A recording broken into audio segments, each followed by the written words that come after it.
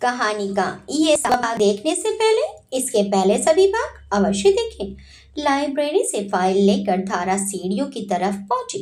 File को देखती वो सीढ़ियों की तरफ आई और नीचे उतरने को मुड़ भी नहीं पाई थी कि किसी से जोरदार टक्कर हुई। लड़खड़ाती धारा बैलेंस खोकर नीचे गिरने ही वाली थी कि किसी ने पकड़कर उसे अपनी तरफ खींचा और कमर में बाजू डालकर उसे मजबूती से थाम लिया। धारा के हाथ में पकड़ी फाइल बैलेंस बिगड़ने से धारा के हाथों से छूटकर हवा में उछल गई और उसके सारे पेपर्स फाइल में से निकलकर हवा में उड़ते हुए बिखर गए। डर कर धारा ने आंखें मीच ली। कुछ पल बाद उसको एहसास हुआ कि वो हवा में लटकी हुई है और किसी की बाजू उसकी कमर में है। धारा ने धीरे से आंखें खोलकर देखा। धड़कनें जो बहुत तेज चल रही थी वो रुकने को आई। सामने मान का चेहरा था जो उसकी ओर झुका हुआ था। मान की बाहों में झूलती धारा बिना पलके झपकाए मान को देख रही थी और उससे भी ज्यादा हैरान मान था जो धारा को थामे सीढ़ियों के बीच खड़ा था। इससे ज्यादा हैरान मान शायद ही कभी हुआ होगा और इतना ज्यादा हैरान था कि जैसा खड़ा था वैसा ही रहता अगर धारा ने आवाज नहीं लगाई होती। सर, बिना पल के झपकाए तो धारा भी मान को देख रही थी पर वो हैरान नहीं परेशान थी। उसने दोबारा आवाज लगाई, सर, ऑफिस के लिए देर हो रही है। एक और बार पुकारा तब जाकर मान होशो हवास में वापस आया। खुद भी सीधा हुआ और धारा को भी किया। धारा ने मान की बाहों की कैद से छूटते ही फाइल के पेपर्स उठाने की पहल की पर मान अभी भी उसे वैसे ही देख रहा था। धारा, डैडी जी तो चले गए क्योंकि उनको देर हो रही थी। परिणीता ऊपर आते हुए बोलते बोलते रुक गई। फिर वो मान को देखकर बोली, अरे ये क्या, पूरी फाइल बिखर गई और आप क्या कर रहे हैं यहाँ खड़े खड़े? कहते हुए परिणीता ने भी फाइल के कुछ पन्ने उठाए और धारा को थमा दिए। आप जानती हैं इसे? मान का अब जाकर मुंह खुला था। हाँ, क्यों नहीं जानती, मेरी सहेली है बहुत अच्छी। अपने ही स्टाइल में परिणीता इतराती हुई बोली जैसे दुनिया की सारी होशियारी इन्हीं के पास हो। सहेली? सीरियसली? कब से? मान ने उसकी खिल्ली उड़ाते हुए पूछा तो परिणीता मुस्कुराकर बोली, आज सुबह से। और क्या, आज ही तो मिले हैं हम, है ना धारा? मान हैरान होने की एक्टिंग करते हुए बोला, वाह, बड़ी पुरानी दोस्ती है। परिणीता ने जवाब दिया, हाँ तो? धारा, डैडी जी कह गए हैं कि तुम अब मान भैया के साथ ऑफिस चली जाना। ठीक है। धारा बस इतना ही कह पाई। अक्सर यही होता है, हम जिन परिस्थितियों से जितना बचने की कोशिश करते हैं या नज़रअंदाज करते हैं वही बात सबसे ज्यादा होती है। अभी धारा के साथ भी वही हो रहा था। चलो, धारा को बोलकर मान तेजी से सीढ़ियां उतर गया।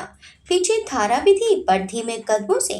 बाहर मान गाड़ी में बैठा धारा के आने का इंतजार कर रहा था और धारा मरे कदमों से गाड़ी की तरफ बढ़ रही थी। कितना धीरे चल रही है ये लड़की। धारा की धीमी चाल मान को फ्रस्ट्रेट कर रही थी। जब वो मान के पास आ गई तो मान ने उसे देखकर कहा, बैठो। गाड़ी का दरवाजा पहले से ही अनलॉक था। धारा भी आखिरकार बैठ ही गई। आज सुबह सुबह घर कैसे आना हुआ? कुछ देर की चुप्पी के बाद मान ने पूछ ही लिया। सुबह सुबह नहीं, रात को। मैं रात में ही आ चुकी थी। धारा ने मान की तरफ देखकर कहा, रात में? सुनकर मान चौंका था। साथ ही उसने गाड़ी रोककर साइड में लगा ली। मान उसकी तरफ देखकर बोला, कुछ हुआ है क्या? मान के बोलने पर धारा ने उसकी तरफ देखा। चेहरे पर उलझन थी। मान भी थोड़ा असहज हुआ इस तरह पूछने पर। अब वो झिझकते हुए बोला, नहीं, मेरा मतलब वो नहीं था। तुम आओ घर पर। तुम समझ रही हो ना, यानी इस तरह अचानक। तहजीब की दरकार थी कि मान भी खुलकर पूछ नहीं पा रहा था। मैंने कल अपना घर छोड़ दिया। मान की उलझन समझकर धारा ने खुद बताना ही सही समझा। फिर सारी बात उसे बता दी। चलो, तुम्हारा डिसीजन ठीक था। मुझसे ज्यादा तुम इस बात को जानती हो, समझती हो, क्योंकि उस परिस्थिति में तुम थी। इसलिए मैं कुछ भी नहीं कहूंगा, पर यह जरूर कहूंगा कि घर छोड़ने का वक्त गलत था। थोड़ा सा ठंडे दिमाग से काम लेना चाहिए था। शुक्र है कि डैड तुम्हें मिल गए और घर ले आए। सोचो, अगर वो नहीं मिलते तो क्या होता? बिना सोचे समझे, बिना किसी इंतजाम के ऐसा डिसीजन लेना सरासर गलत था। कुछ हो जाता तो? मान की बातें धारा सिर झुकाकर सुन रही थी। अपनी गलती का एहसास तो उसे रात को ही हो गया था। सॉरी, धारा इतना ही कह पाई। मुझसे नहीं, खुद से सॉरी कहो। तुम खुद के साथ गलत करने जा रही थी। अब आइंदा ध्यान रखना, और अब इस तरह की कोई भी जरूरत हो तो तुरंत मुझे फोन करना। ओके? ओके। मान की फिक्र देखकर धारा भी मुस्कुरा दी। कुछ सोचकर धारा बोली, मुझे आज की छुट्टी मिल जाएगी क्या? मैं एप्लीकेशन मेल कर दूंगी। मान ने चौंक कर पूछा, छुट्टी, वो क्यों? मुझे अपने रहने के लिए कोई रूम या हॉस्टल देखना होगा, उसी के लिए। मान बोला, ओह अच्छा, पर सॉरी, मैं तुम्हें छुट्टी नहीं दे सकता। धारा ने हैरान नजरों से उसे देखा और पूछा, क्यों? मान बोला, क्योंकि मुझे भी छुट्टी मांगनी पड़ती है अपने सीनियर से, यानी डैडी या फिर विराज भाई से। अभी यह अथॉरिटी नहीं है मेरे पास। हाँ, उनको बता जरूर सकता हूँ, बाकी छुट्टी तो तुम्हें खुद ही मांगनी पड़ेगी। धारा बोली, ठीक है, फिर पहले ऑफिस ही चलते हैं। वैसे इतनी जल्दी क्या है, आराम से ढूंढ लेना रूम। अभी आई हो तो कुछ दिन रहो हमारे साथ ही, दादी भाभी को अच्छा लगेगा। कार स्टार्ट करते हुए माँ ने कहा, और आपको? बातों के धारा प्रवाह में धारा बोल गई, सॉरी, क्या कहा तुमने? पर आवाज इतनी धीमी थी कि मान सुन ही नहीं पाया। नहीं, कुछ नहीं। बोलने के बाद गलती का एहसास हुआ और शुक्र मनाया कि मान ने सुना नहीं। अब उसने चुप होकर सामने देखना ही बेहतर समझा। ऑफिस आकर धारा काम में लग गई। लंच में कुछ देरी थी कि प्यून ने आकर मैसेज दिया कि बड़े सर बुला रहे हैं। धारा तुरंत ही सुमेर जी के केबिन की तरफ चल दी। कम। सुमेर जी की इजाजत मिलते ही धारा अंदर आ गई। बैठो। सामने कुर्सी की तरफ इशारा करके सुमेर जी ने कहा और दोबारा फाइल्स चेक करने लगे। धारा आदेश मानते हुए सामने बैठ गई। मान बता रहा था तुम्हें छुट्टी चाहिए? सुमेर जी ने धारा की तरफ देखते हुए पूछा। धारा ने हल्के स्वर में कहा, जी। सुमेर जी बोले, उसकी कोई जरूरत नहीं है। मुझे बताया था मान ने कि तुम्हें छुट्टी क्यों चाहिए। तुम्हें कंपनी की तरफ से एक फ्लैट प्रोवाइड करवा दिया जाएगा, और ये प्रोसेस है कंपनी का। वैसे हम अपने सीनियर एम्प्लॉय को ये फैसिलिटी देते हैं, और उनको जो दूसरी सिटीज से यहाँ आते हैं और बैचलर्स होते हैं, क्योंकि उनको आसानी से कोई फ्लैट या मकान नहीं मिलता, तो ये सुविधा हम उनको देते हैं। ये तुम्हें भी मिल जाएगी क्योंकि तुम भी अभी बैचलर एम्प्लॉय हो। ये फॉर्म भर देना और विराज को दे देना। सुमेर जी ने एक फॉर्म धारा की तरफ बढ़ा दिया। धारा के चेहरे पर मुस्कान आ गई। Thank you so much sir. Sumer ji बोले, इसकी जरूरत नहीं है, हमें भी काम करने के लिए एम्प्लॉय चाहिए, तो उनकी सुविधा का ध्यान हमेशा हमारी कंपनी करती है। It's a rule. और कुछ नहीं। धारा सुमेर जी के केबिन से बाहर आ गई। सुमेर जी के केबिन से निकलकर धारा अपनी डेस्क की तरफ जा ही रही थी कि उसका फोन बजा। कल से ये पहला फोन था जो धारा को आया था। कहाँ है तू? ये विशाल था। ऑफिस में। जवाब सुनकर विशाल कुछ देर चुप हो गया। फिर उसने आगे पूछा, कल रात कहाँ रही तू? धारा रुके स्वर में बोली, बहुत जल्दी ध्यान आ गया मेरा। जो पूछा है उसका जवाब दे बस। आदत के अनुसार विशाल भी उखड़ गया। ऑफिस के गेस्ट हाउस में। जितना सही समझा उतना ही बताया, वरना बात का बतंगड़ पड़ता। ठीक है, आगे। बिना कुछ कहे सुने उसने फोन काट दिया। बताया उसने कि कहाँ रही रात भर वो? विशाल को रोटी देते हुए कावेरी जी ने पूछा, पर विशाल ने ऐसे देखा जैसे जवाब ही नहीं देना चाहता हूँ। अरे बता ना, बताता क्यों नहीं? जवाब नहीं मिला तो खींच गई वो। विशाल गुस्से में बोला, इतनी जल्दी याद आ गई उसकी? रात को निकली थी तब चिंता नहीं हुई? विशाल बुरी तरह चिढ़ गया। वैसे ही कम बोलता था घर में सबसे। माँ हूँ उसकी, मुझे भी चिंता है। मुझे लगा था कि आ जाएगी थोड़ी देर में और मेरी बात मान लेगी, पर मुझे क्या पता था कि सच में चली जाएगी घर छोड़कर। कावेरी जी भर्राए गले से गुस्से से चिल्लाते हुए बोली, पर लग रहा था जैसे रो देंगी। विशाल गुस्से में बोला, चिंता हुई थी तो गई क्यों नहीं ढूंढने? तू गया तो था, फिर क्या हुआ? मैं कहाँ जाती इतनी रात को उसे ढूंढने? गुस्से में कावेरी जी ने अपनी बेबसी गिरा दी। तो अपने उन देवता को भेज देती जो इतने सालों बाद अचानक प्रकट हुए हैं। विशाल दांत पीसते हुए बोला, तमीज से बांध कर पापा हैं वो तुम्हारे। कावेरी जी सुनते ही देश में आ गई। विशाल गुस्से में बोला, कैसी हो आप? वो धोखा देकर चले गए, वापस मुड़कर भी नहीं देखा और आज मुंह उठाकर चले आए। आपको थोड़ा भी समझ नहीं आता क्या?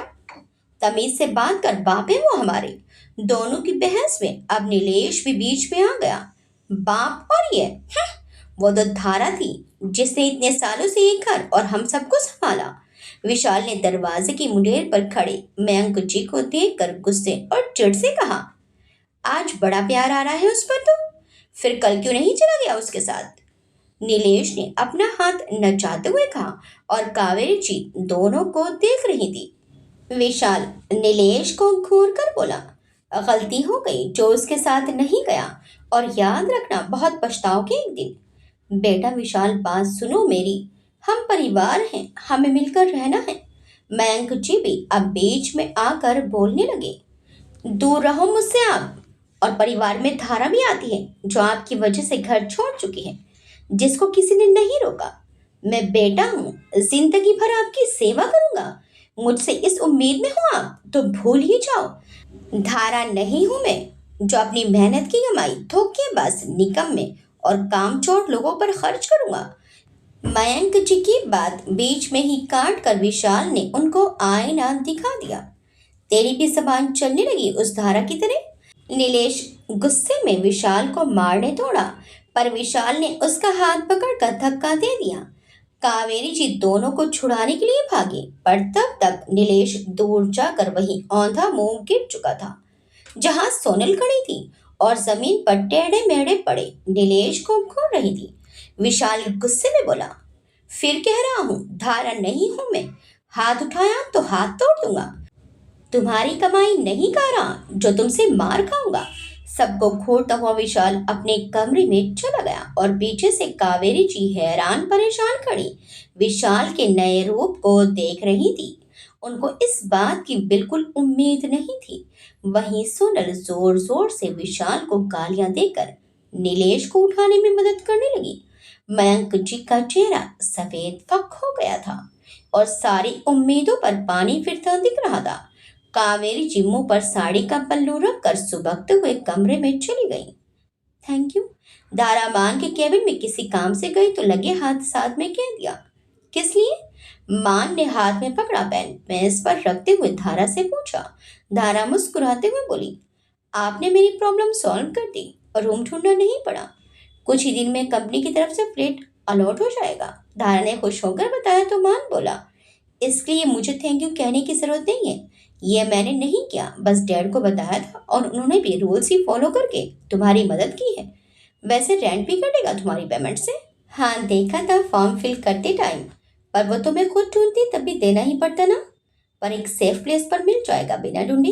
ये भी कम नहीं है, ऊपर से मकान मालिक की चिक चिक नहीं। 10 बातें पूछते, 10 रूल बताते, ये सब तो नहीं करना पड़ेगा कम से कम। धारा ने खुश होते हुए बताया, कल रात को सड़क पर थी और आज आशियाना मिल गया था। ये तो है। इन्हीं सब परेशानी की वजह से डैड ने ये फैसिलिटी शुरू की थी ताकि एम्प्लॉयज बिना किसी टेंशन के काम करते रहें। धारा एक फाइल आगे बढ़ाते हुए बोली, अच्छा आप ये फाइल चेक कर लीजिएगा, मैंने कंप्लीट कर दी है। फाइल को टेबल पर रख कर धारा वापस जाने लगी। रुको, शाम को घर कैसे जाओगी? मान ने कुछ सोचते हुए पूछा तो धारा कुछ पल वैसे ही खड़ी रही जैसे सोच रही हो कुछ। धारा ने जवाब दिया, टैक्सी से चली जाऊंगी। धारा को यही सही लगा तो मान बोला, नहीं नहीं टैक्सी नहीं, मैं विराज भाई को कह दूंगा, तुम उनके साथ चली जाना, क्योंकि डैड तो काफी रात तक रुकते हैं ऑफिस में और मैं संजना से मिलने जा रहा हूँ तो मेरे पास भी टाइम नहीं होगा। तुम उनके साथ चली जाना, वही सही रहेगा। ओके। धारा ने कैबिन का डोर खोला और बाहर आ गई। संजना का जिक्र उसे फिर से असलियत में ले आया। मन अजीब सा हो गया था। अपने ख्याल में जा रही थी कि सामने किसी से टकराते टकराते बची। इडियट, ध्यान कहाँ है तुम्हारा? संजना सामने खड़ी थी जैसे किसी से बचने की कोशिश में हो और धारा को घूर रही थी। सॉरी मैम, धारा बस इतना ही कह पाई। Get out. धारा के ऊपर चिल्लाती संजना मान के कैबिन में घुस गई। धारा संजना के अंदर जाने के बाद बड़बड़ाई, ऐसा क्या देख लिया इस छिपकली में सर ने? मुंह बनाती धारा वापस जाने लगी तो सामने शिवाय आ गया। आप कहाँ जा रहे हैं? रुकिए, संजना मैम गई हैं अभी अभी। उसने शिवाय को मान के केबिन में जाने से रोका। उसे वो दिन याद आ गया जब वो बिना पूछे अंदर चली गई थी। शिवाय बोला, वहां जा भी नहीं रहा, तुम्हें लेने आया था, चलो लंच टाइम हो गया है और आज तो मैं तुम्हारे साथ लंच करके ही रहूंगा, तुम कभी नहीं खिलाती हो। शिवाय ने शिकायत करते हुए कहा। तब धारा को ध्यान आया कि लंच तो वो लाई नहीं। चलो आज कैंटीन में चलते हैं। शिवाय के आगे चलते हुए धारा ने कहा। ठीक है, फिर इसका क्या करोगी? शिवाय के हाथ में लंच बॉक्स था। धारा ने असमंजस से पूछा, ये तुम्हारा है ना, तुम्हारी डेस्क पर ही रखा था। शिवाय ने लंच बॉक्स धारा के हाथ में थमा दिया। लंच बॉक्स पर बनी स्माइली की इमोजी देखकर धारा के चेहरे पर भी स्माइल आ गई। ये लंच बॉक्स उसके लिए परिणीता ने भेजा था। शिवाय उसे मुस्कुराते देखकर बोला, बाद में मुस्कुराना, अभी मुझे भूख लगी है। धारा का हाथ पकड़कर शिवाय उसे खींचता सा कैंटीन की तरफ चल दिया। टिफिन खोला। बिल्कुल घर का बना देसी खाना था। दाल, चावल, रोटी और भिंडी की करारी सी सब्जी। देखते ही धारा के चेहरे पर मुस्कान आ गई और दाल से उठी देसी घी के तड़के की खुशबू से मुंह में पानी। साथ ही अपने घर का बना खाना भी उसे याद आने लगा। कुछ हो या ना हो, वो अचार जरूर लाती थी, कावेरी जी के हाथ का बना। कैसे मुस्कुराना है मुझे भी बता दो, ताकि मेरा भी पेट भर जाए इस यूनिक स्टाइल से। काफी देर तक धारा को टिफिन को निहारते देखकर शिवाय ने टोका। जी, क्या कहा आपने? धारा उसकी आवाज सुनकर ख्यालों से बाहर आकर बोली। तो शिवाय ने कहा, मैंने पूछा है कि टिफिन को घूर घूर कर देखने से कैसे पेट भरता है, मुझे भी सिखा दो। धारा बोली, सॉरी, वो मेरा ध्यान कहीं और चला गया था। गलती का एहसास होते ही धारा ने टेबल पर रखी प्लेट में खाना सर्व करके शिवाय को दिया। तुम्हें कम तो नहीं पड़ेगा ना? खाना शुरू करते हुए शिवाय ने पूछा। तो धारा बोली, नो नो, काफी सारा है, आप आराम से खाइए। शिवाय ने कहा, नहीं, मैं तो आराम से ही खाऊंगा और कुछ छोड़ने वाला भी नहीं। तुम्हें कुछ और चाहिए तो ऑर्डर कर दो मेरी तरफ से। शिवाय ने प्लेट लेकर खाना शुरू कर दिया। धारा अपनी प्लेट लेकर बोली, नहीं सर, बहुत है, हो जाएगा। धारा भी खाने में व्यस्त हो गई और अब उसका भी पूरा ध्यान सिर्फ खाने में ही था।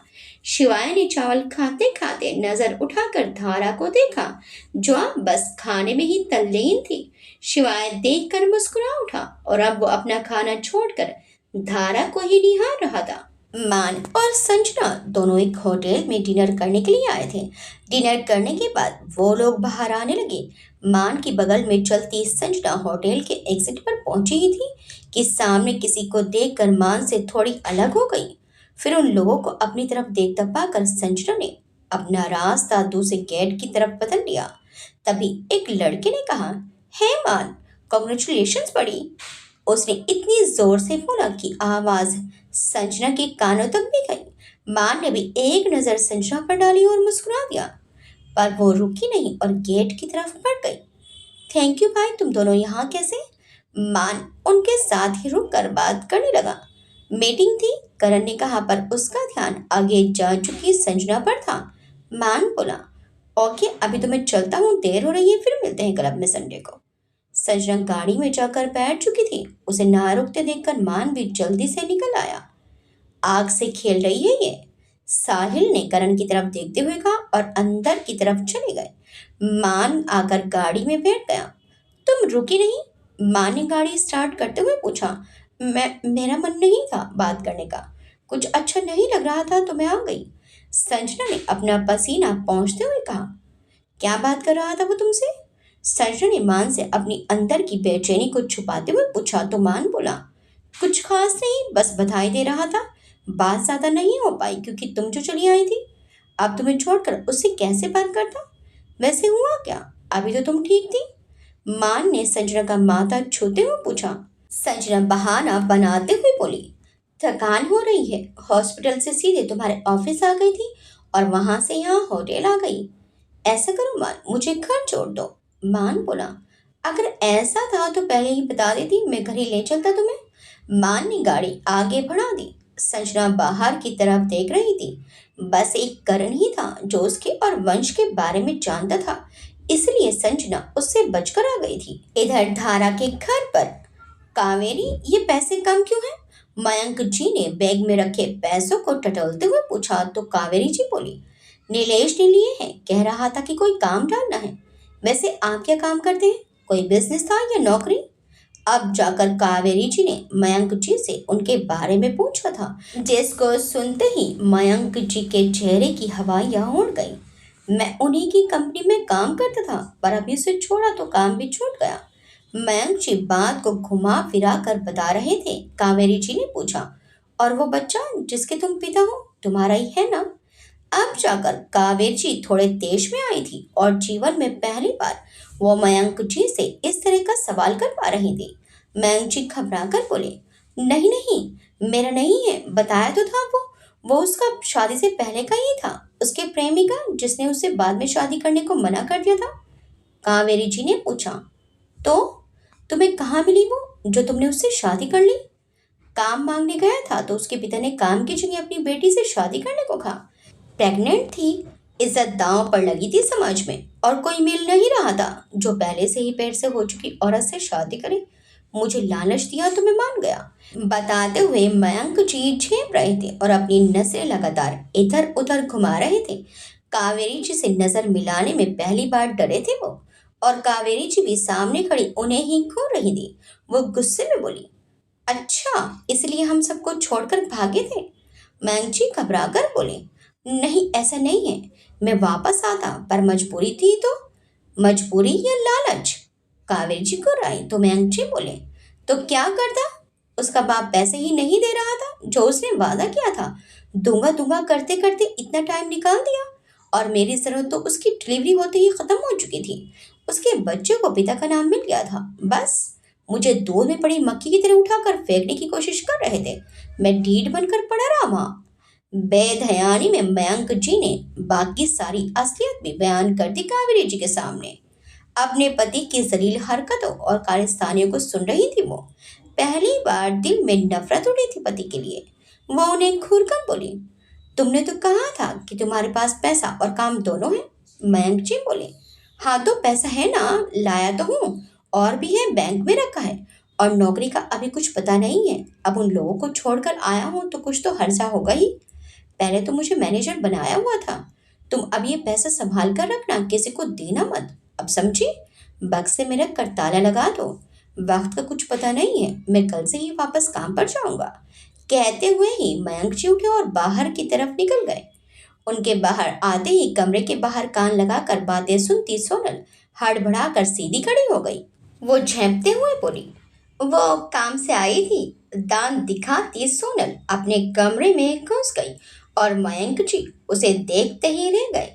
इधर मान संजना को घर छोड़ने आया। मान नहीं आया अंदर। संजना को अकेले अंदर आते हुए देखकर सुधा जी ने पूछा। पहले से ही परेशान संजना सुधा जी का सवाल सुनकर खींच गई। मुझे क्या पता क्यों नहीं आया? उसका मन नहीं था, नहीं आया। बच्चा थोड़े ही है जो गोद में उठा कर ले आऊंगी अंदर। ग्लास में पानी भरते हुए संजना ने खींचकर जवाब दिया तो सुधा जी गुस्से में बोली, कैसी बातें कर रही हो तुम? और ये क्या उसका इसका लगा रखा है? तमीज से बात क्या करो, होने वाला पति है वो तुम्हारा। संजना की बदतमीजी देखकर सुधा जी को गुस्सा आ गया। हुआ नहीं है अभी, संजना ने बुरी तरह चिढ़ते हुए कहा और अपने कमरे में जाने लगी तो सुधा जी बोली, हुआ नहीं है तो हो जाएगा। 1 महीने बाद की तारीख निकल चुकी है शादी की, और मैं कल से तैयारियां भी शुरू कर रही हूँ। संजना के कदम वहीं रुक गए। वो वापस सुधा जी के पास आ गई। समझ में नहीं आता, इतनी जल्दी क्या है? हो क्या गया है आपको? कुछ वक्त पहले तो वंश बहुत पसंद आए थे आपको। अब क्या हो गया जो एकदम से आपका दिमाग चेंज हो गया है? संजना गुस्से से कांपते हुए चिल्लाकर बोल रही थी तो सुधा जी बोली, उसकी असलियत नहीं पता थी मुझे। अगर पहले ही तेरे पापा की बात मान ली होती तो मैं तुझे कभी उसके पास जाने नहीं देती। अपने आखिरी टाइम में वो यही बात कर रहे थे। तेरी चिंता थी उनको। वो लोग गैर कानूनी काम करते हैं बेटा, उनसे दूर रहे। संजना गुस्से में बोली, उनका अच्छा खासा बिजनेस है, वो इलीगल काम क्यों करेंगे? सुधा जी उसे घूर कर बोली, तो उसके आगे अपना भला बुरा सब भूल चुकी है। तेरी आंखों पर पट्टी बंधी है, पर मैंने वादा किया है तेरे पापा को कि मैं तेरी शादी मां से ही करवाऊंगी, और अब वो होकर रहेगी। अपने पापा की खातिर अब तू उस वंश को भूल जा। मान बहुत अच्छा लड़का है बेटा, तुझे हमेशा खुश रखेगा। देख कितना चाहता है तुझे। संजना नफरत से बोली, चाहता होगा, मैं नहीं चाहती उसे। कहते हुए संजना अपने रूम में चली गई। सुधा जी उसकी बातों को सुनकर टेंशन में आ गई। क्या होगा इस लड़की का? मैं अकेले इसे कैसे संभालूंगी? चिंता ने सुधा जी को आ घेरा। वो सुजीत जी की फोटो के आगे आकर खड़ी हो गई। इधर दारा को हवेली में आए 1 हफ्ता हो चुका था। सभी के साथ अब वो थोड़ी बहुत सहज हो चुकी थी, खासकर परिणीता के साथ। ऑफिस जाने से पहले और आने के बाद पूरा वक्त उसी के साथ बीतता था। फ्लैट मिल चुका था तो अब उसे वहीं शिफ्ट होना था, पर परिणीता की जिद और सबके कहने पर धारा को मान की शादी तक रोक लिया गया। धारा अपना पैक्ड सामान वापस अनपैक कर रही थी। टाइम देखकर सब सामान एक तरफ रख कर वो बाहर आई। डिनर का टाइम हो चुका था। घर में मान को छोड़कर बाकी सभी मौजूद थे। डिनर टेबल पर लग चुका था। मान अभी तक नहीं आया। डिनर के लिए बैठते हुए सुमेर जी ने टाइम देखते हुए पूछा, आज दोस्तों के साथ गया है डेन, थोड़ा लेट होगा ही। विराज ने बताया तो सुमेर जी बोले, ये अक्सर ही होता है, पर अब उसे समझना चाहिए कि शादी होने वाली है। थोड़ा जिम्मेदार बने और टाइम से घर आने लगे। विराज ने जवाब दिया, जी डैड। सुमेर जी ने आगे कहा, कल उसे याद दिला देना कि संजना को लेकर ज्वेलर्स के पास चला जाएगा, अंगूठी और चूड़ी के नाप के लिए, ताकि टाइम पर सारे काम हो। बहुत कम टाइम बचा है, विराज बोला। जी डैड, मैं बता दूंगा और आप चिंता मत कीजिए, सब अच्छे से मैनेज हो जाएगा। सुमेर जी विराज और परिणीता को देखकर बोले, इस बार सब कुछ तुम्हें और परिणीता को ही संभालना है। हाँ भाई, अब हम बूढ़े लोगों को तो छुट्टी दे दो। अब ये सब जिम्मेदारी तुम्हारी और परिणीता की ही रहेगी। सरस्वती जी ने भी सुमेर जी की बात से सहमति जताई। बच्चे समझदार हैं, बिना कुछ कहे अपनी जिम्मेदारी संभाल लेंगे, तुम दोनों चिंता मत करो। रघुवीर जी ने विराज को देखते हुए कहा, दादू सब हो जाएगा, आप लोग बिल्कुल चिंता मत कीजिए। परिणीता ने खुश होते हुए कहा, पर सुजीत की तरफ की सारी जिम्मेदारी भी इस बार अपनी ही रहेगी, सुधा अकेली है अब। सुमेर जी ने विराज को कहा तो विराज बोला, डैड, मैंने 2-3 वेडिंग प्लानर और इवेंट मैनेजमेंट कंपनी से मीटिंग की है। कल आपको उनकी सारी डिटेल्स दे दूंगा, फिर किसी भी एक कंपनी को सिलेक्ट कर लेना, वो दोनों तरफ का मैनेजमेंट संभाल लेंगे। रघुवीर जी बोले, भाई देखो, ये घर की लास्ट शादी है, इसके बाद तो पता नहीं कब ये दिन आएंगे। इस बार शादी पहले से ज्यादा धूमधाम से शानदार तरीके से होनी चाहिए। सभी को पता चलना चाहिए कि शेखावत परिवार में शादी हो रही है। रघुवीर जी ने अपनी बात रखी।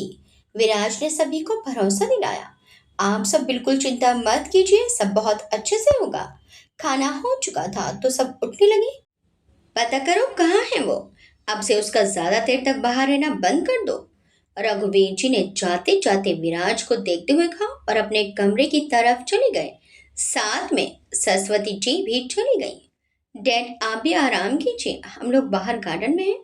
विराज परिणीता और धारा के साथ बाहर गार्डन में आ गया। काफी देर तक भी जब मान नहीं आया तो विराज ने उसे कॉल किया। पीछे से आते शोर की वजह से कुछ सुनाई नहीं दे रहा था। आप सो जाओ, मैं आ जाऊंगा। खूब जोर से मान के चिल्लाने पर बस इतना ही समझ आया, चलो अंदर, अभी लगता नहीं कि वो आने वाला है। विराज ने परिणीता और धारा से कहा और तीनों अंदर आ गए। और रात के 1 बजने को थे जब धारा को कुछ आवाजें आई। बाहर से आती आवाजों को सुनकर धारा उठ गई। उसने खिड़की से झांक कर देखा। लाइट सब तरफ की ऑफ हो चुकी थी, हल्की रोशनी ही दिख रही थी। उस हल्की रोशनी में कोई गाड़ी धकेलता सा लगा। धारा तुरंत समझ गई कि यह मान ही है जो अपनी बाइक को धकेल रहा है। घड़ी में टाइम देखा, 1 ही बज चुके थे। फिर वापस बाहर देखा। मान बड़े ही धीरे धीरे बाइक को घसीटते हुए पार्किंग एरिया की तरफ ले गया और धीरे से बाइक स्टैंड पर लगा दी। अब दबे पांव आ रहा था। चाल में थोड़ी लड़खड़ाहट थी, फिर भी काफी संभल कर चल रहा था। दरवाजे और खिड़कियों से अंदर झांक कर अंदर घुसने की जुगाड़ देखते हुए मान के कंधे पर किसी ने थपथपाया। मान चौंक कर पीछे मुड़ा और अपने पीछे धारा को खड़ा देखकर उसके चेहरे पर बड़ी प्यारी सी स्माइल आ गई। Dhara, you are really very sweet, मुझे पता था तुम जरूर जाग रही होंगी। मान के बोलने से ही पता चल रहा था कि उसने काफी ज्यादा पी रखी है। जाग नहीं रही थी पर नींद खुल गई। आवाजों से अंदर चलिए, गेट खोल दिया है मैंने। मान अटकते हुए बोला। तुम तुम समझदार हो थारा। देखना तुम तरक्की करोगी एक दिन। देखना मैं कह रहा हूं ना। धारा उसे चुप कराने लगी। सब उठ जाएंगे, मुंह बंद रखिए अपना। सॉरी सॉरी कहते हुए मां ने मुंह पर उंगली रख ली और अंदर आ गया। धारा ने वापस दरवाजा बंद किया और मुड़कर देखा तो चौंक गई और डर कर सीढ़ियों की तरफ भागी। धारा भाग कर मान के पास आई और उसको पकड़ा, वरना सामने रखी स्टेचू से टकरा जाता। बड़ी मुश्किल से धारा ने मान को संभाल कर स्टेचू से दूर किया और सीढ़ियों के बीच लाकर खड़ा कर दिया। इधर से जाइए धीरे धीरे, समझे? धारा ने बड़े ही धीरे से उसके कान में फुसफुसा कर कहा। Okay okay. बड़े अच्छे बच्चे की तरह बात मानकर वो ऊपर जाने की कोशिश करने लगा। कुछ सीढ़ियां चढ़ भी गया पर देख कर लग रहा था कि अभी गिरा। उसकी हालत देखकर आखिर धारा उसके पास आई और मान की बाजू कस कर पकड़कर ऊपर ले जाने की कोशिश करने लगी। मान ने अपनी बाजू धारा के कंधों पर डाल दी, जिससे मान का सारा वजन धारा पर पड़ने लगा। अब धारा भी लड़खड़ाने लगी थी। धारा मान को कमर से पकड़कर जैसे तैसे उसे उसके कमरे तक ले ही आई।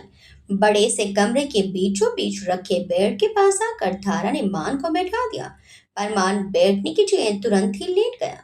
नशे की वजह से नींद हावी होने लगी थी। Dhara, you are very good girl, हल्की और धीमी आवाज में बोलते हुए मान नींद की वादियों में पहुंच गया, पर उसने धारा का हाथ अभी भी कसकर पकड़ा था। मुश्किल से धारा ने अपना हाथ मान के हाथ से छुड़ाया और कोशिश करके उसे थोड़ा ठीक से सुला दिया, और जैसे ही जाने के लिए मुड़ी, मान ने फिर से हाथ पकड़ लिया। आई लव यू जान, मान ने कहा तो धारा का दिल जोर से धड़क उठा। संजना, मान के मुंह से सुनकर धारा ने गहरी सांस छोड़ी। उसे पता था कि ये शब्द संजना के लिए है, पर तब भी सुनकर दिल में हलचल तो हो ही गई। वापस हाथ छुड़ाकर इस बार धारा ज्यादा दूर हो गई ताकि मन वापस हाथ ना पकड़ सके। कमरे से बाहर निकलने लगी तो इस बार उसकी नजर मान के कमरे में गई। उसने नजर घुमाकर पूरा कमरा देखा। आलीशान बड़ा सा कमरा महंगे साजो सामान के साथ भी बड़ी सादगी से सजा था। हर चीज अपनी जगह थी। धारा की नजर सामने दीवार पर लगी तस्वीर पर गई। संजना की कई सारी फोटोज का कोलाज बना हुआ था। संजना की हर एंगल से ली गई तस्वीरें लगी थी और कुछ जगह मान भी साथ में था। धारा ने नजर भर कर उसे देखा, फिर लाइट ऑफ करके रूम से बाहर आ गई। देखा तो सामने विराज खड़ा था। विराज ने पूछा, आ गया वो? धारा ने जवाब दिया, जी अभी आए हैं। विराज ने पूछा, ज्यादा पी रखी थी क्या? धारा ने हाँ में सिर हिलाया। हाँ, मुझे जगा देती। विराज को मान की फिक्र हो रही थी। धारा बोली, वो मुझे लगा आप सो गए होंगे तो इसलिए नहीं जगाने आई। विराज बोला, हाँ सो तो गया था पर अचानक ही नींद खुल गई। लगा कोई है तो देखने बाहर आ गया। तुम परेशान हो गई होंगी, जाओ जाकर सो जाओ। धारा बोली, जी भैया, गुड नाइट। Good night.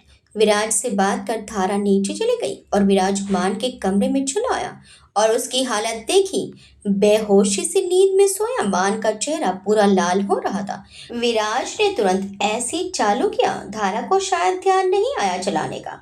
धारा अब विराज को घर पर भैया कहने लगी थी, जो कि परिणीता और विराज ने जबरदस्ती उससे कहलवाया था, वरना वो तो सर ही कहती थी। कल बताता हूँ तुझे बेटा, बहुत बिगड़ रहा है तू। कहते हुए विराज ने मान के सिर पर हाथ फेरा और वापस लाइट ऑफ करके कमरे से चला गया। सुबह मान की नींद बड़ी मुश्किल से खुली।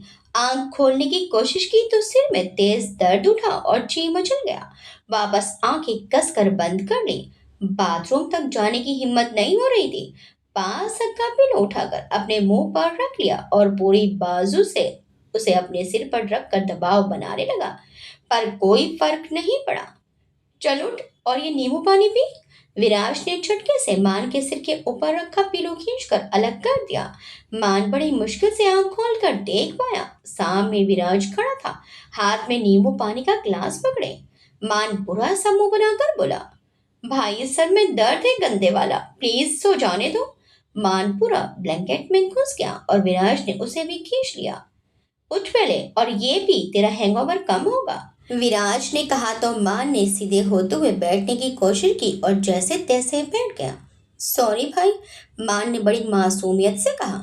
सॉरी रहने दे, तू पहले ये पी। विराज ने गिलास मान के हाथ में पकड़ा दिया, पर मान को बहुत कुछ समझ में आ गया था। कहा ना भाई सॉरी, प्लीज मान जाओ ना, अब से नहीं होगा। दोस्त नहीं माने क्या करूं?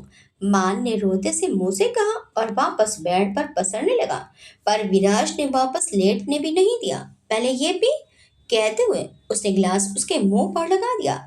मान को अब पीना ही पड़ा, पर पीते ही थोड़ा आराम भी महसूस हुआ। सिर दर्द तो बना था, पर मन ठीक हो गया। मान बोला, थैंक यू भाई। तेरे पास रख तेरा थैंक यू। मन तो कर रहा है खींच के एक लगाऊं गाल पर। शादी होने वाली है तेरी और तू दिन ब दिन बिगड़ रहा है। अभी तक तो खाली बियर ही थी, अब शराब भी पीने लगा है। इतना बड़ा हो गया है तू।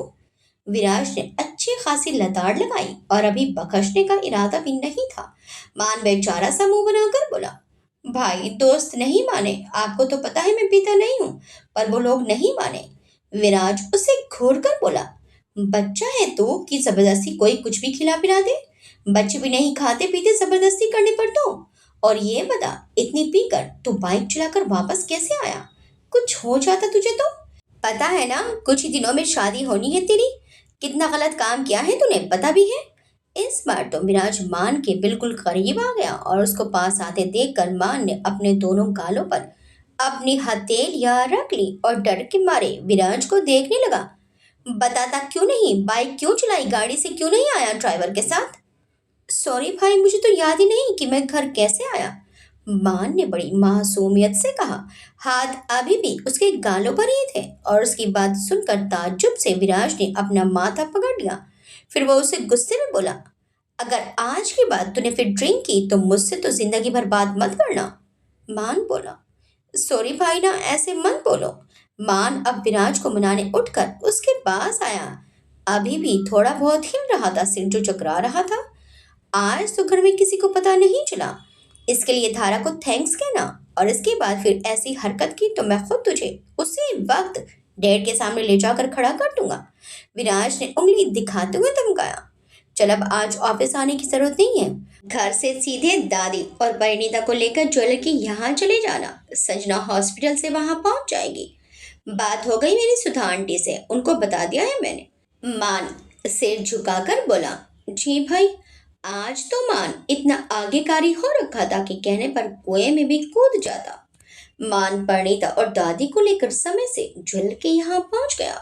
ज्वेलर के यहाँ बैठे तकरीबन 1.5 घंटा हो चुका था, पर अभी तक संजना का कुछ पता नहीं था। कितने ही फोन और मैसेज कर चुका था मान, पर उसने एक भी रिसीव नहीं किया। सरस्वती जी और परिणीति भी साथ में बैठी इंतजार करते हुए थक कर जुल्ली ही देखने लगी और काफी कुछ ले भी लिया। भैया एक बार और कॉल करके देखो, नहीं तो आप ही जाकर ले आओ हॉस्पिटल से। परिणीता ने उकताकर कहा।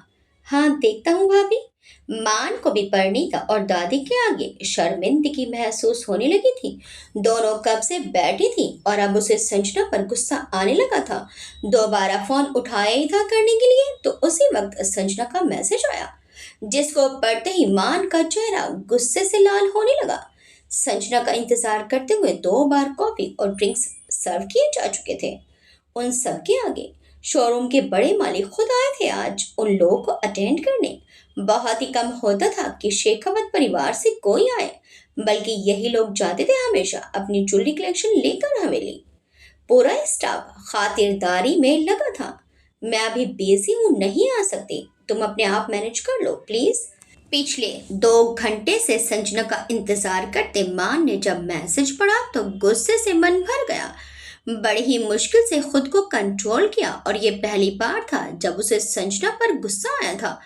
अपनी शादी से भी ज्यादा क्या इम्पोर्टेंट हो सकता है उसके लिए कि कुछ देर के लिए भी नहीं आ सकी। मान सरस्वती जी और परिणीता को घर वापस चलने को कहने ही वाला था, शोरूम में सुधा जी आती दिखी। सुधा जी मान को देख कर ये समझ गई कि वो गुस्से में है। सुधा जी मान से बोली, सॉरी बेटा, वो संजना को एक इमरजेंसी आ गई थी तो वो आ नहीं सकी। It's okay aunty. मान ने बस इतना ही कहा। वो सुधा जी का बहुत लिहाज करता था, सो कुछ कहा भी नहीं। मैं ये चूड़ी और रिंग लाई हूँ, आप इससे नाप ले लीजिए। सरस्वती जी और परिणीता के पास बैठते हुए सुधा जी ने वो ज्वेलर को दे दिए। सुधा जी सरस्वती जी और परिणीता से बोले, सॉरी आप लोगों को इतना परेशान होना पड़ा। कोई बात नहीं आंटी जी, काम तो हो ही गया ना। अगर संजना आ जाती तो अपनी पसंद की डिजाइन भी बता देती, और कुछ नहीं। परिणीता ने एक नजर मान को देखा जो इस वक्त अपने फोन में बिजी था। कोई बात नहीं, काम तो हो ही गया, अब घर चलते हैं, काफी देर हो चुकी है पहले ही। सरस्वती जी सबके साथ बाहर आ गई। बात तो उनके दिल पर भी लगी थी, पर उन्होंने मुस्कुराते ही बात कही, मान बेटा हमें घर छोड़कर तुम ऑफिस निकल जाना। आओ सुधा घर चलो, तुम्हें और भी बहुत सी तैयारियां दिखानी है। सरस्वती जी के कहने से सुधा जी भी गाड़ी में बैठ गई। वो अब उनको और नाराज नहीं करना चाहती थी, पर ये लड़की, उनको भी संजना पर बहुत गुस्सा आ रहा था। इन तीनों को हवेली छोड़कर मान ऑफिस पहुंच गया। ऑफिस की बिल्डिंग के बाहर कुछ लोग खड़े बहस करते दिख रहे थे। मान ने ध्यान दिया तो उनमें से एक विराज था और एक व्यक्ति जिसने कांस्टेबल की ड्रेस पहनी हुई थी। तीसरा बंदा उसे पहचान में नहीं आ रहा था। अरे अरे देखो यही थे, मैंने कहा ना मैं गलत बताता ही नहीं। मेरी पहचान बिल्कुल सही थी, ये देखो यही वो इंसान है जिन्होंने कल रात मुझे टक्कर मारकर जान से मारने की कोशिश की। मान के पास आते ही साथ खड़ा व्यक्ति तुरंत पहचानते हुए बोला। तो मान ने कहा, कल रात मैंने तो किसी को टक्कर नहीं मारी।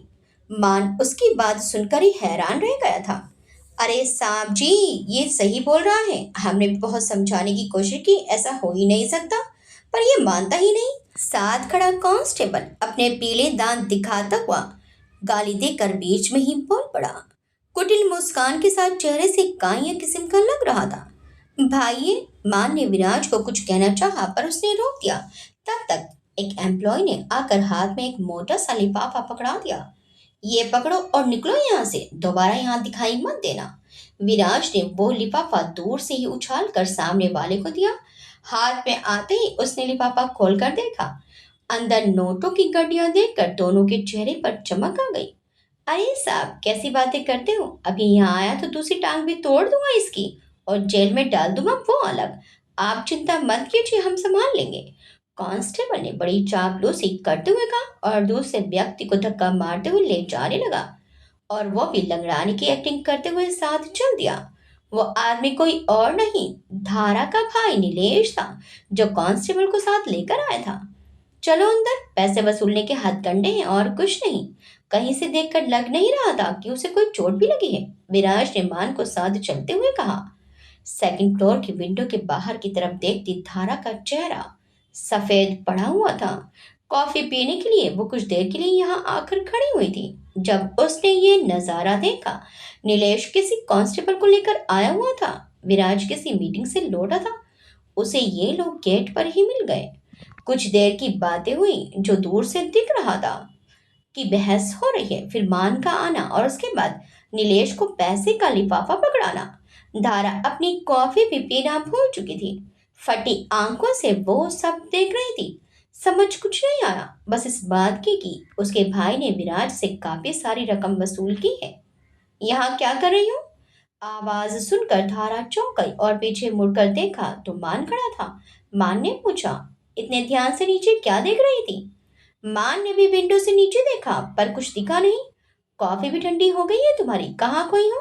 धारा के हाथ से कॉफी का मग लेकर साइड में रख दिया तो धारा बोली, सॉरी सर, बस कुछ सोच रही थी। मान बोला, ओके एनीवे थैंक यू। कहते हुए मान ने एक कैरी बैग धारा की तरफ बढ़ा दिया। धारा ने असमंजस से पूछा, ये क्या है? मान बोला, तुम्हारे लिए है, तुमने इतनी हेल्प जो की है मेरी रात में, उसके लिए छोटा सा गिफ्ट है। धारा ने मना किया, इसकी जरूरत नहीं है सर, मेरा मन था मिलने आया, तुम्हें रखना पड़ेगा। वैसे मैंने रात को किया क्या था? मान ने अपना सिर खुजाते हुए एम्बेरस होते हुए पूछा। तो धारा के चेहरे पर मुस्कान आ गई। सर, अगर चार हाथ होते ना तो जरूर वीडियो बना लेती आपका और दिखाती कि क्या क्या कर रहे थे आप। बताते हुए धारा हंस पड़ी। मान बेचारा सा मुंह बनाकर बोला, ओह गॉड, जमकर बेइज्जती हुई है इस बार लगता है। अब बिल्कुल ड्रिंक नहीं करूंगा, करना भी मत, और अगर कभी तूने खुद भी मांगी ना तब भी पीने नहीं दूंगा तुझे। शिवाय ने बीच में आते हुए कहा। पहली बार विराज भाई को इतने गुस्से में देखा है मैंने। सुबह सुबह जमकर डांट पड़ी है। तुझे भी? मां ने हैरत से पूछा तो शिवाय बोला, हाँ तो गेहूं के साथ खून तो पिसता ही है ना। पर उनको बताया था कि मैंने कि तुझे घर हम सभी छोड़कर गए थे। तू जिद करके बाइक ले गया तो हम लोग आए थे तुझे साथ छोड़ने। तुझे छोड़कर ही वापस गए, तब जाकर जान बची सच में? मान ने पूछा। अच्छा, तुम लोग थे साथ में? शिवाय ने बताया। हाँ, पूरा टाइम। मैंने किसी को टक्कर मारी थी क्या रात को? मान ने पूछा। नहीं यार, अभी कुछ देर पहले मैंने विराज भाई को भी बताया था। टक्कर नहीं हुई, होते होते रह गई। तो बहुत पास से कट मार कर निकल गया था उस आदमी के। वो झूठ बोल रहा था। उसे बस पैसे चाहिए थे और कुछ नहीं। साथ में उस लालची कांस्टेबल को ले आया। वो पहचानता था तुझे कि तू कौन है। दोनों प्लानिंग करके आए थे, शिवाय ने बताया। पर मान का ध्यान धारा पर था। सारा माशरा समझकर धारा का चेहरा उतर गया। नीलेश इस हद तक गिर जाएगा उसने सोचा भी नहीं था। इधर रात में नशे में झूमता हुआ नीलेश घर आ रहा था। साथ में वही लिफाफा था, पर अभी खाली खाली सा लग रहा था। वो नशे में बड़बड़ा रहा था, साला कमीना कहीं का, आधे पैसे ले गया, सारी मेहनत की मैंने। गाड़ी के आगे खड़ा हुआ मैं, पैसे मांगे मैंने और ये यूं ही आकर पैसे ले गया। ए गेट खोलो। दरवाजे को जोर जोर से पीटते हुए नीलेश नशे में चिल्ला रहा था और उसकी आवाज सुनकर सोनल दौड़ती हुई आई दरवाजा खोलने। रात का वक्त था तो सभी सोने जा चुके थे। सोनल उसे पकड़कर अंदर लाते हुए बोली, अरे थोड़ा तो संभाल कर चलो, घर तक कैसे आई इस हालत में? और ये क्या है? अंदर आते आते नीलेश के हाथ से लिफाफा लेकर सोनल ने खोलकर देखा। इतने सारे पैसे! सोनल की आंखें फटी की फटी रह गई। कहाँ से लाए? खुशी के मारे सोनल उछल पड़ी। फिर कुछ याद आने पर भाग कर गई और अपने कमरे का दरवाजा लगा लिया। अरे ये तो कुछ नहीं है, इससे भी ज्यादा था। पर वो साला सीना वो ले गया। कौन सीना? सोनल ने पूछा तो नीलेश ने उसे नशे में ही पूरा किस्सा सुना दिया। सुनकर सोनल ने भी सीना को खूब कोसा। चल हट, अब सोने दे, मुझे दिन भर मेहनत करके थक जाता हूँ, पर कोई इज्जत नहीं है। बड़बड़ाते हुए नीलेश सो गया। सोनल उन पैसों को छुपाने की जगह तलाशने लगी जहां नीलेश का भी हाथ ना जाए। उसके दिमाग में वो पैसे भी घूम रहे थे जो उसने कावेरी जी को रखते हुए देखा था। रात का डिनर हो चुका था। धारा गार्डन में रखे झूले पर बैठी आसमान को ताक रही थी। ठंडी हवाएं चल रही थी तो बाहर बैठना भी अच्छा लग रहा था। मन सुबह से खराब था। अब अकेले में बैठकर जो कुछ भी आज हुआ उसी के बारे में सोच रही थी। धारा, पीछे से आई आवाज की तरफ धारा ने देखा। जी भैया। विराज वहीं धारा के पास आकर बैठ गया। विराज ने पूछा, अकेली क्यों बैठी हो? धारा बोली, नींद नहीं आ रही थी तो यहाँ आकर बैठ गई। आप सोई नहीं अभी तक? विराज बोला, नहीं, मुझे भी नींद नहीं आ रही थी। परिणीता अपनी मम्मी से बात कर रही है, तुम्हें देखा तो यहाँ गया। क्या सोच रही थी अकेले बैठे बैठे? कुछ नहीं, मैं क्या ही सोचूंगी, कुछ है ही नहीं सोचने के लिए। साफ झूठ बोला था उसने। विराज ने उसे देखा, फिर कुछ सोचकर चुप हो गया। घर की याद आ रही है? आखिरकार उसने पूछ ही लिया। विराज का इतना कहना था कि धारा ने एक पल उसे देखा, फिर वापस सामने देखने लगी। आंखों में नमी आ गई, गले में गोला सा अटका। आंखों की नमी को खुद में ही जब्त कर लंबी सांस ली। गले का भारीपन कम हुआ। सुबह से यही हाल था उसका। अंदर ही अंदर कश्मकश चल रही थी। नीलेश के बारे में बताना जरूरी था, पर कैसे बताए? वो हरकत इतनी शर्मनाक कर गया था कि कहते नहीं बन रही थी और कहना भी जरूरी था। आज नहीं तो कल पता चलना ही था कि वो उसका भाई है। भैया, वो सुबह ऑफिस के गेट पर जो दो लोग आए थे, बड़ी हिम्मत करके धारा ने बताना शुरू किया। शब्द ढूंढने पड़ रहे थे जैसे गुम हो कहीं। वो जो दो थे ना, उनमें से उसके आगे कहने की हिम्मत धारा में नहीं थी। वो तुम्हारा बड़ा भाई है। विराज के मुंह से सुनकर धारा एकदम शौक में आ गई थी। उसे इस बात की बिल्कुल भी उम्मीद नहीं थी। आ, आपको पता था? ठंडी हवा के बावजूद धारा को घबराहट महसूस होने लगी। विराज बोला, मुझे नहीं, डैड को पता था। उन्होंने ही मुझे कॉल करके कहा था कि बाहर रोक लो उन लोगों को और वहीं से रवाना कर दो। ये तो धारा के लिए सदमे जैसा था। धारा ने हैरानी से पूछा, उनको पता था? विराज ने बताया, हाँ, जिस रात तुम उनको मिली थी उन्होंने उसी वक्त तुम्हारी सारी इन्फॉर्मेशन निकालने के ऑर्डर्स दे दिए थे। सुमेर प्रताप सिंह शेखावत है वो, हर बात पर नजर होती है उनकी। तुम्हें देखते ही समझ गए थे कि इतनी रात में कोई शरीफ लड़की ऐसी ही सड़कों पर अपने लगेज के साथ नहीं भटकेगी। सब कुछ पता करवा लिया था डैड ने। सारी बात सुनकर धारा और भी ज्यादा शांत हो गई। वो भरे गले से बोली, आप वो पैसे मेरी सैलरी में से काट लीजिएगा। नहीं, उसकी जरूरत नहीं है, रहने दो, क्योंकि इस मामले से तुम्हारा कोई लेना देना नहीं है। ये मान की गलती थी कि वो इतनी रात में पीकर बाइक चला रहा था और इस बात का कोई भी फायदा उठा सकता है। और ये इत्तेफाक था कि फायदा उठाने वाला तुम्हारा भाई निकला। धारा शर्मिंदा होकर बोली, उनके के लिए मैं आपसे सॉरी बोलती हूँ और आप प्लीज वो पैसे मेरी सैलरी से काट लीजिएगा, वरना मुझे बिल्कुल अच्छा नहीं लगेगा। विराज बोला, कहा ना कि इसकी जरूरत नहीं है। धारा जिद करते हुए बोली, नहीं, आपको लेने पड़ेंगे, यूं समझ लीजिए कि मैंने आपसे लोन लिया है। विराज बोला, बड़ी जिद्दी हो, एक बार कहा ना कि नहीं है जरूरत इसकी। धारा रुआसी होकर बोली, पर क्यों? मेरा भाई है तो मेरा पैसे लौटाना बनता है आपको। वो गलत करके झूठ बोलकर पैसे ले गए हैं आपसे। विराज बोला, हाँ वो तो उसने किया है, मुझे पता है, पर ये पैसे तुमसे नहीं, उसकी सैलरी से वसूले जाएंगे जिसकी गलती है। कौन? धारा ने असमंजस से पूछा तो विराज मुस्कुरा दिया। मान और कौन? मान सर। धारा को बड़ी हैरानी हुई। उनको भी सैलरी मिलती है? विराज ने बताया, हाँ तो हम सबको सैलरी मिलती है, यहाँ तक कि डैड को भी। It's a rule. और इससे उसको सबक भी मिल जाएगा। अब पनिशमेंट तो मिलना ही था उसे, इस तरह ड्रिंक करने का और ड्रिंक करके गाड़ी चलाने का। तो डैड ने ये तरीका निकाला है ना मजेदार? विराज को बताते हुए बड़ा मजा आ रहा था। धारा मुस्कुरा दी, उसे भी अब थोड़ा हल्का फील हो रहा था। पर वो पैसे अभी भी उसके दिमाग में थे और यही सोच घूम रही थी कि कौन सा तरीका निकाले कि वो पैसे वापस कर सके। विराज उसे सोच में देखकर बोला, फिर से सोचने लगी?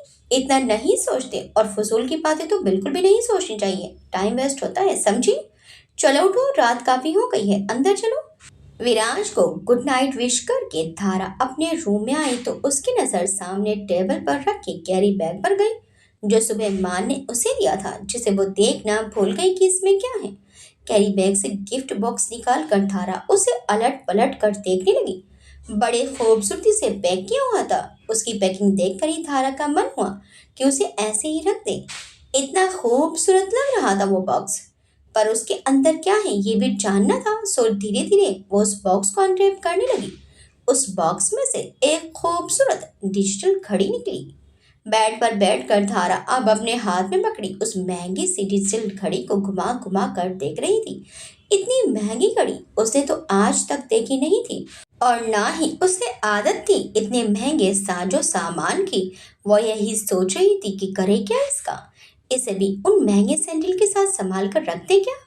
उसने वही क्या, उस घड़ी को भी उन सैंडल के साथ संभाल कर रख दिया।